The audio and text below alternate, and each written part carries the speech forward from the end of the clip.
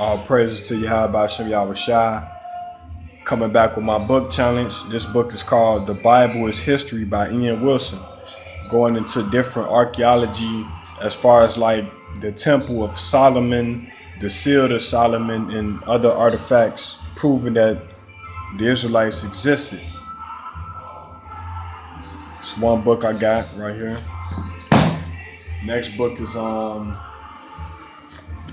the Indian slave trade, proving that the Native American Indians actually went into slavery and that they are the lost tribe of Israel. As far as like when you look at, because some people say the Indians never went into slavery and stuff like that, but this book show you that the Indians was on the slave ships. Some of the Indians was on the slave ships with Negroes, so-called Judah, the black man. So they was, shared that captivity together. You know what I'm saying? This is Egypt, Canaan, and Israel in Ancient Times by Donald B. Redford. You know what I'm saying? This is just another novel that goes into the Israelites, not just the Israelites, but the Egyptians and the Canaanites. You know what I'm saying? Just more history, outside of the Bible that validates the Bible as the true book in front of any book. You know what I'm saying? It's another novel or a book, powerful book, Mysteries of the Mexican Pyramids by Peter Tompkins. This is a book that shows you about how the Native American Indians were cultivated the Americas and South America, as with their pyramids and stuff like that, step pyramids at that. You know what I'm saying? This is the Egyptian Book of the Dead. I got this novel only because to go into, they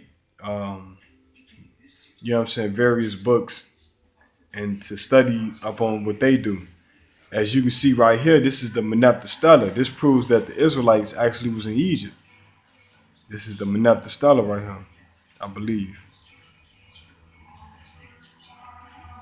But the Israelites was in Egypt, and the reason why I study the Egyptian Book of the Dead is because when you read the Bible in Leviticus, Deuteronomy, and Exodus, the Lord told us what to do and what not to do, and not to follow the customs of the Egyptians.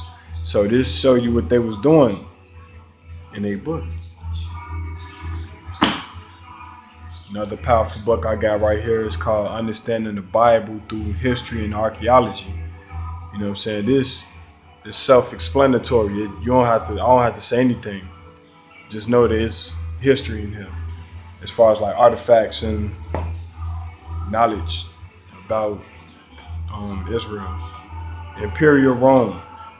Just to show you what was going on with the Negroes in Rome, that black people actually stayed in Rome, that they was partaking in some of the gladiator, sports as well. So don't get it twisted if you think that black people wasn't in Rome, because we was in Rome. Especially around the time of Yahweh Shai. Nature Knows No Color Line by J.A. Roger. It's a good book. The 13 Tribes by Arthur Koestler. Now, they saying if it's 13 tribes, that the white Jews, the Khazars are the 13 tribe, but not by bloodline, by conversion. And this book lets you know that the real Jews is black and stuff like that. So that's another decent little novel that you can get into. This one is The Nazis, World War II. Hitler know that the real Jews was Negroid, black color. You know what I'm saying? Spills the beans in this book. Go get it. It's another book, The Israelites. Now they make these covers in the sense where you don't want to, you see these colors and you see a white person on there, you don't want to pick up the book. But when you go into the book, you see black people in here. Let me show you. See? You see the braids, the fringes that we wear? A black little boy. Looks like a young Jake. You see what I'm saying? When you open these books up, man, you got to go into them, man. Because they telling you the truth right there. That what color they are. But when you look on the front cover, you think that it's a white book. But it ain't. Mysteries of the past. Show you that the Mexicans are the lost tribes of Israel. It's a good novel right here. Good book. Empire of the Summer Moon. Show you that the Israelites, you know what I'm saying, the tribe of Gad was the Israelites. Some of my books fell over there, but we're going to pick them up. The works of Josephus. You know what I'm saying? Just to show you that there's a lot of information in that book. It also showed you that Abraham taught the Egyptians math and arithmetic. Fairborn's crest of the families of Great Britain and Ireland. That they were black. The original Britons were black. British people were black. Irish people, black people. The Epic of Man. I use this book just to show you that Samaria is older than Egypt, basically. And then you got other sources in there that when you get that book, you can dive into it and find out yourself. You know what I'm saying? I'm trying to speed this up. This is when Scotland was Jewish. You know what I'm saying? When you find out that King James was a steward and the stewards were black, his grandfather was a black man, that book tell you that. You know what I'm saying? This is what they never told you in history class, volume 1. Somebody gave me this book right here, but you know what I'm saying? There's some key sources in here. Like it talks about how Jesus and Mary was black, but when you look at the dates in this book, they goes off because they make Egypt the oldest civilization when they're not. The black diaspora colonization of colored people. This book just shows you before the Renaissance how the people were black, the most famous people like Beethoven, like Hannibal, like what's the other guy name? Damn, what's his name? It's another was another ruler, how he was black. You know what I'm saying? That's what that book goes into.